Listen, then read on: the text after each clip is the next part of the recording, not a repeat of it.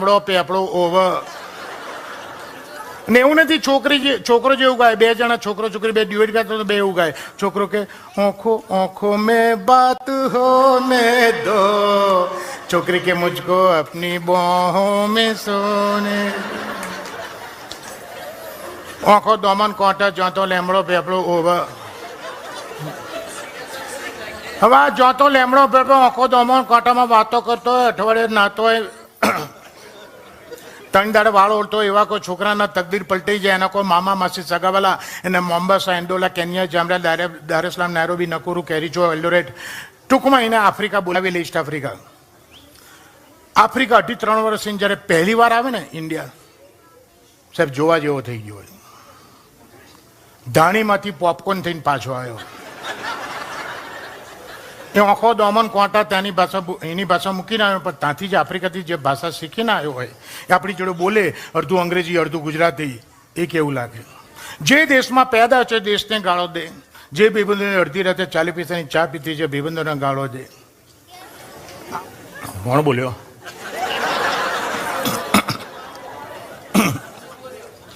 હવે આવો એક આફ્રિકાથી રાજ આવેલો, મારો જૂનો ફ્રેન્ડ. મેં 2-4 વર્ષે જોયું એટલે મેં એને પૂછ્યું, મોકલે તું ક્યારે આવ્યો આફ્રિકાથી? હવે આફ્રિકાથી જે ભાષા બોલે છે એ સાંભળજો. મને કે બાના હું છે ને લાસ્ટ ટ્યુઝડે ને આવ્યો.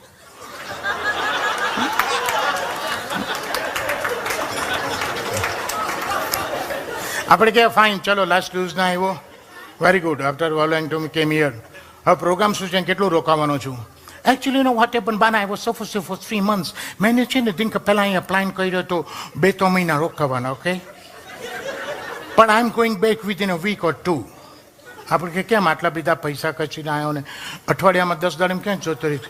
બાના એ ગમી બહુ પડે છે.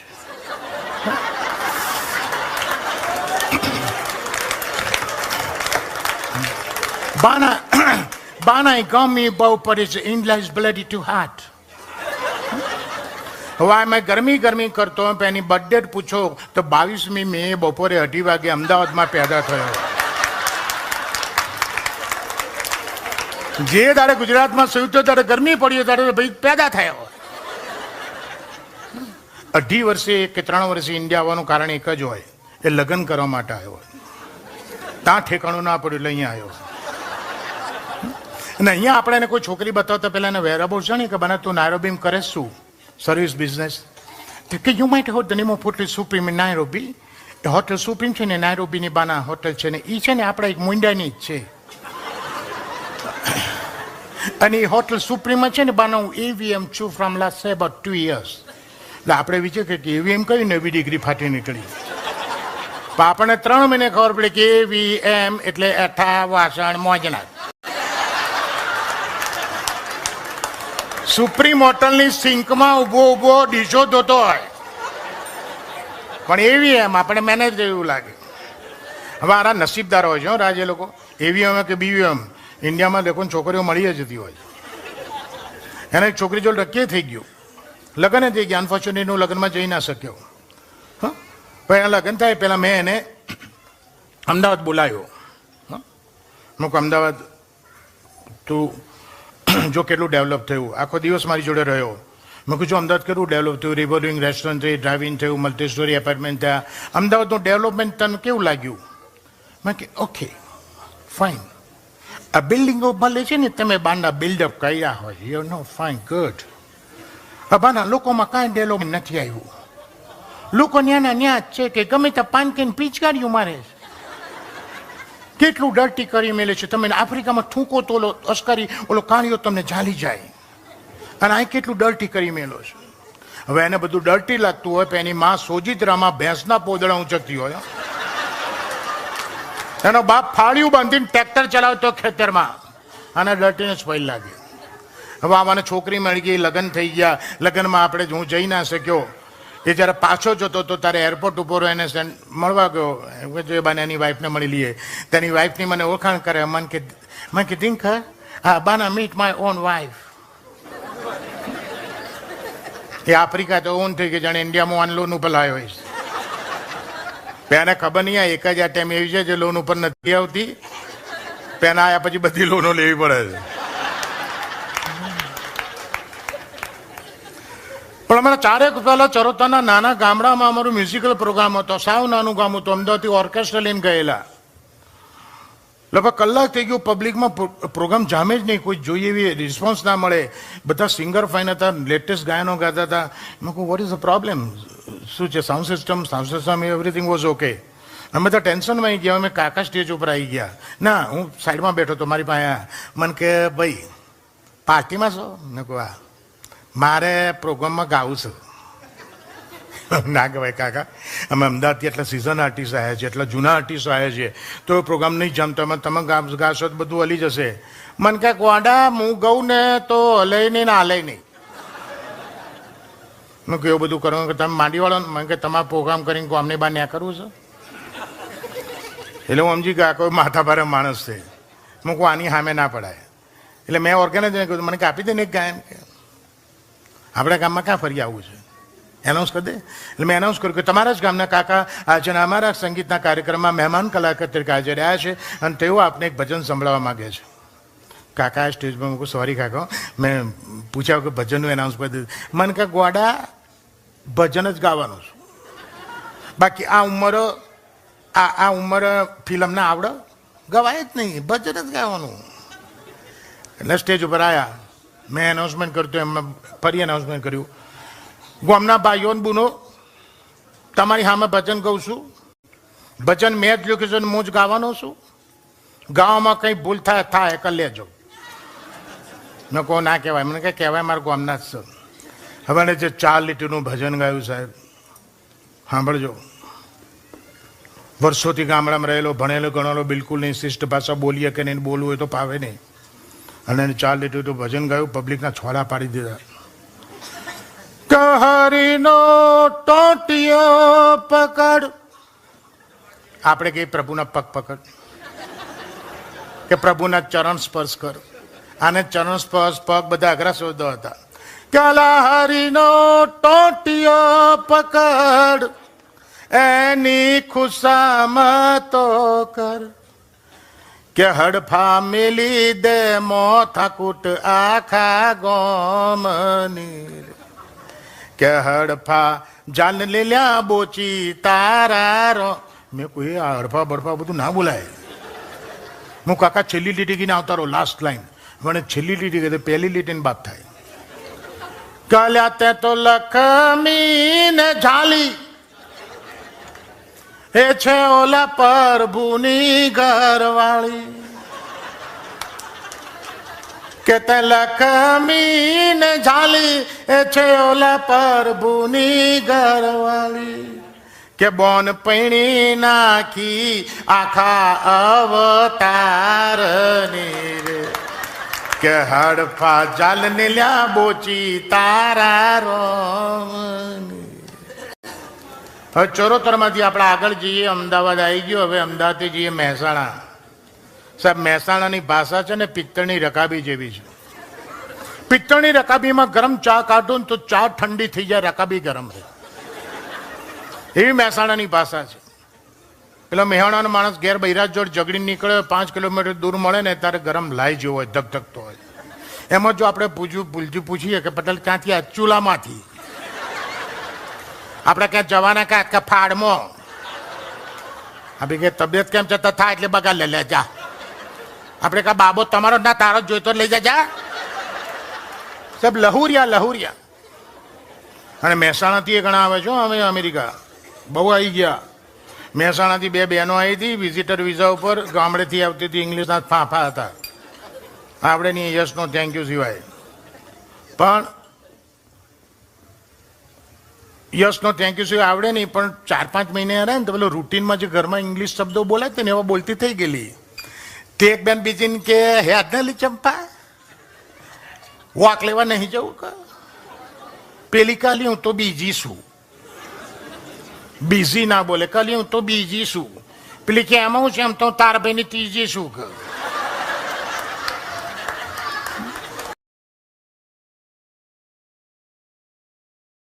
જય સ્વામિનારાયણ, છોકરાને વહુને બધાને જય સ્વામિનારાયણ કહેજો. અમેરિકા જાવશો, તબિયત ધ્યાન રાખજો. અમે બુન ગયા નહીં, પણ બધા અમેરિકાથી આવો ને તો વાતો કરો. બધું બહુ ઠંડી પડે ત્યાં, અને તમને જ પાછો બધું શરદીને કોઠો છો. બધું લઈને જજો, દવા બવા. ડોશીમાં છેલ્લી ઘડી પેલી વિક્સની ડબ્બી યાદ આવી. પતરાની ડબ્બી આવે છે ને, ચપ્પટ ગોળ કોઈન જેવી, એ લઈને બ્લાઉઝમાં ભરાઈ દીધી. એર ઇન્ડિયામાં ચડી ગયા. ન્યુયોર્ક ન્યૂ જર્સી ઉતર્યા, કસ્ટમ ઇમિગ્રેશન પતી ગયું. પછી ડોમેસ્ટિક એરપોર્ટ ઉપર જવું પડ્યું, કારણ કે ક્લિવલેન્ડ જવાનું હતું. એટલે ડોમેસ્ટિક એરપોર્ટ ઉપર નીકળ્યા પેલા સિક્યોરિટી પેનલમાંથી, ને પતરાની ડબ્બી ભરાયેલી. તરત અવાજ આવ્યો, ટા ટા ટા ટા ટા ટા. સિક્યોરિટી વાળા ડોસીને એક બાજુની બાજુ કહે, વોટ ઇઝ ધેટ? માજી ગામડાની ભાષામાં બોલ્યા, બોમ્બ.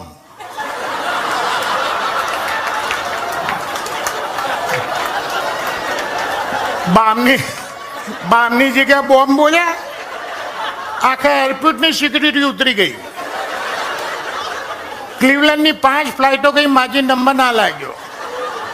છોકરો ક્લિવલેન્ડ વિચાર કરે કે બા પોણા 10ની ઉતરી છે, પોણા 3 થયા. બા ચમને લા ગોડા, તારી બા બોમ્બમાં હલવાઈ છે.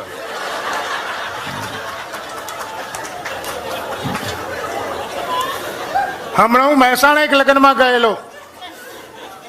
વરરાજાના ખાસ ભાઈબંધોમાં મારો નંબર હતો, એટલે વરરાજાના એના ભાઈબંધોને 40 જણને બુફે, બીજા બધા માટે બુફે હતું. અમારે 40 જણ માટે ટેબલ ખુરશીનો સેટઅપ હતો.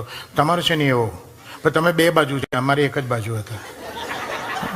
અને આવી ડીશ નહોતી, આવડી મોટી સ્ટીલની થાળી હતી. મારી બાજુમાં જ મહેસાણાનો ભાઈબંધ બેઠેલો. રસોડામાંથી ગરમા ગરમ બટાકા વડા આવ્યા. જેવું મારા મહેસાણાવાળાના ભાઈબંધની થાળીમાં બટાકોડો ને એવું જ લઈને એને બાઇક લીધી. પહેલું જ બચકું ભર્યું, બટાકોડું એટલું તીખું ગરમ. હારો ચોંટી ગયો, આંખમાં પાણી નીકળી ગયા. હું શું થયું? શું થયું તને? મારા ફાધર બહુ યાદ આવે. મેં કેમ? મારા ફાધરને બટાકાવાળા હારા બહુ ભાવ. મને તો ભાઈ સ્વજનને વાલી આઈટમ આપણી થાળીમાં આવે તો આપણને એવું થાય કે મેં બટાકોડું લઈને મારા મોઢા મૂક્યું અને મેં પહેલી બાઈટ લીધી, મારી આંખમાં પાણી નીકળી ગયા. પેલો કે તમને શું થયું? મૂકો, મને તાર ફાધર યાદ આવે. મને કે તમે જ મારા ફાધરને જોયા ને, તને ચોથી મારા ફાધર યાદ આવે? મૂકું, તારા ફાધર સારા માણસ હતા, એ મરી ગયા, તારા જેવા જુઠ્ઠા બોલાવી મૂકી ગયા. આ બટાકોડું આટલું બધું તીખું ગરમ છતાં સીધી રીતે નહીં કહેવાતું. હારા 40 જણમાં તું રહ્યો ને મને રોવડાયો. આ મહેસાણા. હજી ઇન્ડિયાની, હજી ગુજરાતની એક ભાષા ભાઈ કહી રહી છે, સૌરાષ્ટ્રની ભાષા.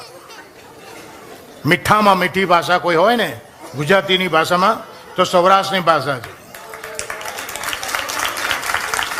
થેન્ક યુ સાહેબ. સૌરાષ્ટ્રની ભાષા એટલી બેટી મીઠી છે કે 15 દી તમે કોઈના ઘરે રહો ને તો વગર ખાંડે ડાયાબિટીસ લઈને આવો.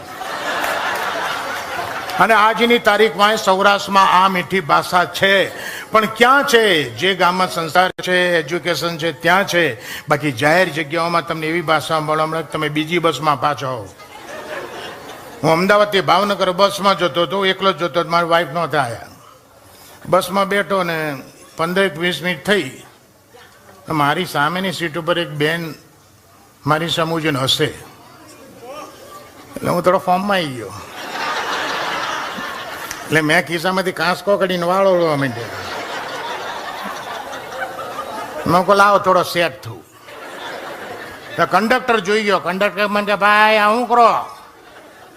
મેં કહું પેલા બેન મને સ્માઇલ આપે છે ને તો હું સેટ થઉં છું. મને કે સેટ થવાનું માંડી વળો, એ ગાંડી છે ગાંડી. એ બાવળાથી બેસે ને બગોદરા ઉતરી જાય. શરૂમાં મને ખબર નહોતી તે મેં તમારી જેમ 3 દી વાળ ઓળે લાગે. તમે ખોટી મહેનત કરો મા બાપલા. વારું. હવે અમદાવાદથી ભાવનગર છે ને તો રસ્તામાં બગોદરા કરીને ગામ આવે. આ બગોદરા હાઈવે ઉપર એટલી બધી હોટલ થઈ ગઈ છે કે મોટા કે બધા ચા પાણી નાસ્તો કરવા માટે ત્યાં ઉભા રહે. તો હું જે લક્ઝરીમાં હતો, અમારી લક્ઝરી ઊભી રહી, અને પેલા કંડક્ટર ડ્રાઈવર હોય ને ક્લીનર હોય, કંડક્ટર ના હોય, અને ડ્રાઈવર ઓર્ડર આલ્યો, ત્યાં 20 મિનિટ ઉભે રહો ને ભાઈ, સાડા ચા પાણી કર્યો પછી ડાયરેક્ટ ભાવનગર. પછી રસ્તામાં કાંઈ નહીં મળે ભાઈ, હાલો. બધા લક્ઝરીમાંથી ઉતરે, હું ઉતર્યો. રેસ્ટોરન્ટનો સેટઅપ જોયો. 4 ટેબલ આ બાજુ, 4 ટેબલ આ બાજુ, વચ્ચે મેનેજરનું કાઉન્ટર, આ બાજુથી એન્ટ્રી. હવે 8 ટેબલ કોઈ રેસ્ટોરન્ટમાં હોય કોઈ નવીનતા નથી. નવીનતા હવે પાસે જઈને જોઈ. ટેબલ 4x2 મોટા ટેબલ ઉપર 4x2 હિરોઈનના બ્લોબ્સ લગાડેલા, મોટા મોટા ફોટા હિરોઈનના. મેં કહું આ ગાંડીનો જ છે ને, આવા ફાઇન ફોટા સામેની વોલ ઉપર મૂક્યા તો કેટલી વોલ કવર થાય, અને ત્યાં મૂકવા જે ગાય ચોંટાડ્યા. એટલે મેં જઈને મેનેજરને પૂછ્યું, મૂકું ભાઈ આટલા સરસ ફોટા તમે અહીંયા, એ ભાઈ ગરાગનાટા મામા તું ન ખાવ, એક બાજુ રહ્યો, હાલો કૂપન લીધી. મેં કહું એક બાજુ રહ્યો. હું એક બાજુ ઉભો રહ્યો, પણ પછી મહેતાજી વેટરને ઓર્ડર હાલતો હતો ને મેં સાંભળ્યા. તારે ખબર પડી કારણે હિરોઈનના ફોટા કેમ ચોંટાડ્યા છે. એટલે વેટરને કહે જયા પ્રધાને જલેબી હાલો, એ મીનાક્ષીમાં મરચા મૂકી દે, એ પૂનમ દોલન ને પોતું માર. તારે મને ખબર પડી કે આને ફોટા કેમ ચોંટાડ્યા. સાહેબ અમદાવાદમાં 40 વર્ષ જૂની અમદાવાદની તમને એક વાત કરું રાજ, બહુ મજાની વાત છે. 40 વર્ષ જૂની છે. હું બસ સ્ટેન્ડ ઉપર ઊભો તો એ વખતે બસની એટલી બધી ફ્રીક્વન્સી નહીં. મેં એકવાર ટાઈમ કીધો પાસ થાય એ વખતે FM બેન રેડિયા નહીં, કોઈ આવીને ઊભો રહે તો હા હેલો કરીએ. તમે કોઈ આવે તો વાતચીત થાય. હું બોર થતો, ભાઈ આવ્યા, હું કેમ છો, સારું છે થયું. પછી મેં પૂછ્યું, મૂકું મોટા ભાઈ તમને વાંધો ન હતો એક સવાલ કરું. મેં કહું મને કે પૂછો નો પ્રોબ્લેમ. હું તમારી ડાબી આંખ જે છે લેફ્ટ આઈ એ કાચની છે? મને કે યસ યુ આર રાઈટ, કાચની આંખ છે. મેં કહું કાચની આંખ શું કામની? એક કામ આપે? મને કે આપે. મેં કહું શું કામ આપે? મને કહું ઉભો બતાવું. યુવામાં ડબલ ડેકર બસ આવી, 2 માળની બસ 40 વર્ષ પહેલાં ચાલતી હતી. બસ જેવી આવીને ઉભી રહી, પેલા ભાઈ આંખ કાઢી, અંગૂઠા પર મૂકી, ઉછાળી, ઝીલી લીધી, પાછી ગોઠવી દીધી. મેં કહું વડીલ આ શું કર્યું? મેં કે જોઈ લીધું ડબલ ડેકરમાં ઉપર જગ્યા છે કે નહીં. હું રિક્ષામાં બેન આવતો રહ્યો, હું કોને ક્યાં મેં હળી કર્યું. બોલ રાજ, how many more minutes I should take? Go ahead. No problem.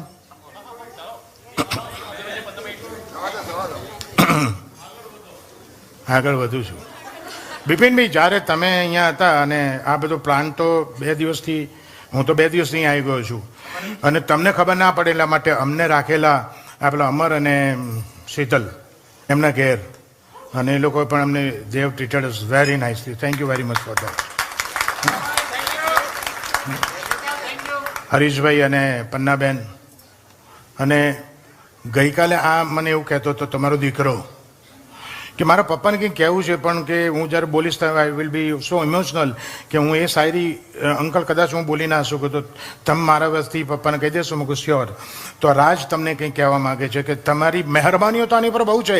તમે એને જન્મ આપ્યો, તમે એને મોટો કર્યો, તમે એને ભણાવ્યો, તમે એને અહીં લાયા, તમે એને સેટ કર્યો. આવી મહેરબાની એકલા ઉપર નહીં, તમે તો ઘણા ઉપર કરી છે. પણ આના દિલમાં જે ભાવના છે આજે તમને કહેવા માંગતો તે નથી કહી શક્યો. હું એ કહું છું બિપિનભાઈ कि मेहरबा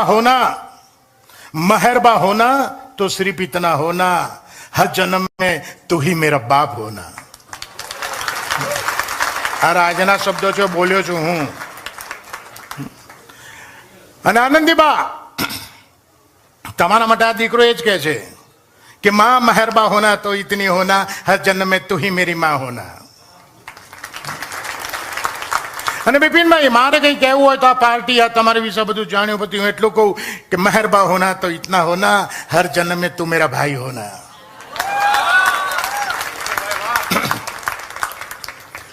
અહીંયા બધા પરણેલા બેઠા છો. લગ્ન જીવન કેટલા વર્ષનું છે ખબર નથી.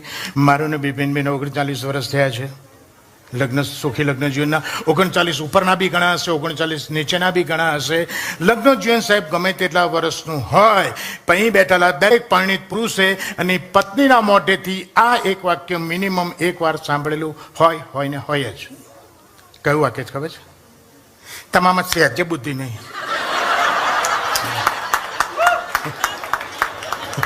સાલા બૈરા આપણને આવું કે?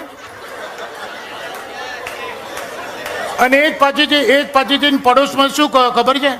એ જ બૈરું જઈને પડોશમાં શું કહી આવે? તમાર ભાઈ તો બહુ બોળા. બોલો સાલું, બધા એમને છેતરી જ જાય. અલી પણ છેતરી જાય ને, છેતરણી બોણી તારી બાએ કરી. તારી જોડે મને પરણાઈને તારી બા પહેલી છેતરી ગઈ. પછી બધા છેતરે જ છે. પુરુષ તરીકે, વર તરીકે, પતિ તરીકે, ધણી તરીકે, પટેલ તરીકે, સાહેબ ગમે તેટલો ફાંકો તમે રાખતા હો, પત્ની ઘરમાં ધાર્યું એનો જ કરે. એના વરને પૂછવા ખાતર જ પૂછે, just for the sec of bloody formality. Office થી ઘેર આવો એટલે પત્નીનો પહેલો સવાલ, આ ડિનરમાં શું બનાવ, બોલ શું ખાવું, તું કે બનાવું. આપણે કે શાક ને ભાખરી, ગઈકાલ તો ખાધા હતા. રોજ રોજ ભાખરા પછી પેટમાં દુખે. ઓકે, મેં કહું વઘારેલી ખીચડી ને દહીં. દહીં તો મને ખીલની દવા ચાલે છે ને તો વૈદ્ય ખાવા ના પાડી. અને વઘારેલી ખીચડી દહીંમાં કર મજા જ ના આવે. બીજું કે મેં કહું દાળ ઢોકળી. છોકરાઓને ક્યાં ભાવે? છોકરાઓ ખાઈને લોચા ફેંકી દેવાના. અને એવો ટાઈમ નથી બે માટે અલગ બનાવવાનો. બીજું કે આપણે થાકીને આપણે કંટાળી કે કહો કે તો તાર જે બનાવવું બનાય, તાર જે બનાવવું બનાય. તો કે ના, આમ તો મેં પછી હોંડવાનું પલાળ્યું જ.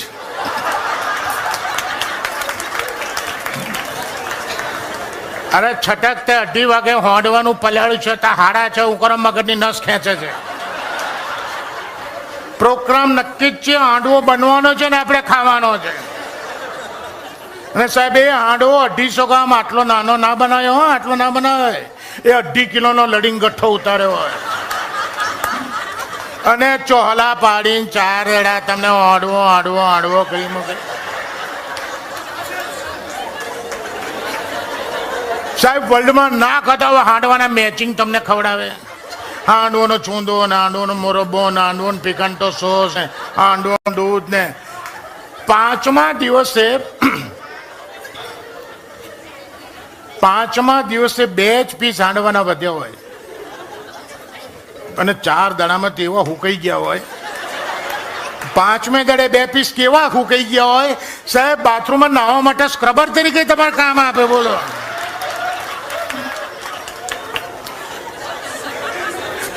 તે 2 પીસ બી ફેંકી ના દે. 5મે દાડે તમે ઓફિસ તક જો ખૂબ થાકીને આવ્યા છો, સરસ મસાલાવાળી ગરમ ચા બનાવું છો ને એની જોડે નવી વેરાયટી ખવડાવું છું. હું કહું શું છે? મારી પોતાની રેસીપી છે. અરે શું છે? શું તો કે હાંડવા સેન્ડવિચ.